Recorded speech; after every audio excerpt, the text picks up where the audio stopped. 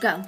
Falcon class have worked together to write a poem about VE Day, victory in Europe, using iPads. The war was over and people shouted, "Long live freedom!"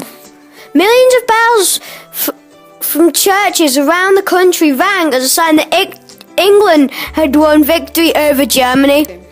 They sang, "We want the king, let every bell ring." The crowds cheered and boats sounded their horns. Go. Sounds of joy for a whole life of blackout had exploded into colour. London released a red glow of victory with celebratory fires. Street parties started, bombs ceased, and Britain shouted, "Victory was ours!" People cheered and danced whilst planes dropped flares onto the ground. Bells rang, all for the freedom of Britain.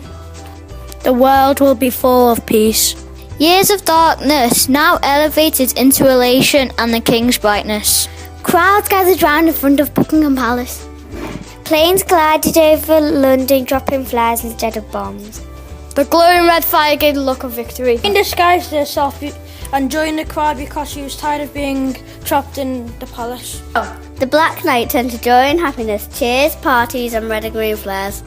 Bells were ringing around the country because the war had finished. Victory at last.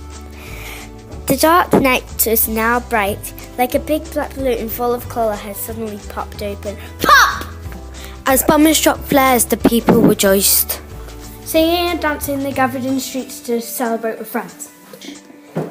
The princess, our queen, had dressed up in a disguise to join the crowd.